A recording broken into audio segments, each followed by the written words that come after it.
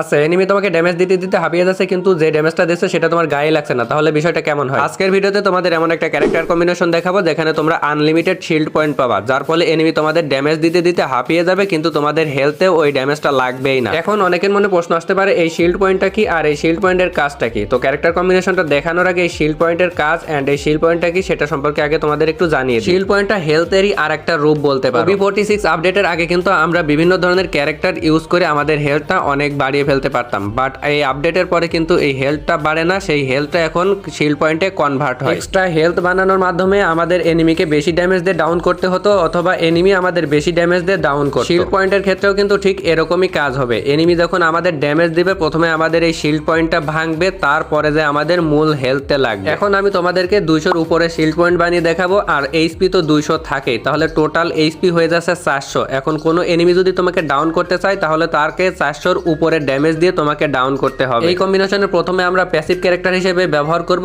লুকিয়েটা character. OB46 আপডেটের আগে আমরা এই লুকিয়েটা ক্যারেক্টারটা ব্যবহার করে কোনো এনিমিকে কিল করলে আমাদের টোটাল 50 এইচপি এক্সট্রা দিত, যেটা পার্মানেন্ট থাকতো। এখন আপডেটের পরে যে এই ক্যারেক্টারটা এইচপির বদলে 50 শিল্ড পয়েন্ট দিবে, যেটা পার্মানেন্ট থাকে। এর সাথে যদি আমরা ভেস্ট এইচপি বুস্টারটা ইউজ করি, তাহলে আরো 30 শিল্ড পয়েন্ট পেয়ে যাব, তাহলে আমাদের টোটাল শিল্ড পয়েন্ট দাঁড়ালো 80। এবার আমরা সেকেন্ড যে প্যাসিভ ক্যারেক্টারটা ব্যবহার করব সেটা হচ্ছে শানি ক্যারেক্টার। এই শানি ক্যারেক্টারটা তোমারকেও কিন্তু শিল্ড পয়েন্ট দেবে, আবার তোমার টিমমেটকেও কিন্তু শিল্ড পয়েন্ট দেবে। আর এই শিল্ড পয়েন্টের পরিমাণ হচ্ছে 40। আর সব রেঞ্জের জন্য না, তোমার টিমমেট যদি তোমার আশেপাশে অর্থাৎ 10 মিটারের ভিতরে থাকে, তাহলে এই 40 শিল্ড পয়েন্ট তোমার টিমমেটকেও এই ক্যারেক্টারটি প্রোভাইড করবে। এন্ড এই ক্যারেক্টারের কুলডাউন টাইমটা কিন্তু একদমই অল্প, মাত্র 10 সেকেন্ড। শানি ক্যারেক্টারের শিল্ড পয়েন্টটা পার্মানেন্ট না, তোমরা 10 সেকেন্ড পর পর 40 শিল্ড পয়েন্ট পাবা এই শানি ক্যারেক্টারের কাছ থেকে। তাহলে দেখো, আগে 80 ছিল, আর এই 40 দিয়ে টোটাল 120 শিল্ড পয়েন্ট হয়ে গেল। দেখো, আমাদের কিন্তু এখনো দুইটা ক্যারেক্টার পড়ে রয়েছে, তাতেই কিন্তু আমাদের 120 শিল্ড পয়েন্ট হয়ে গেছে। এখনো যদি কোনো এনিমি তোমাকে ডাউন করতে চায়, তাহলে আগে তোমাকে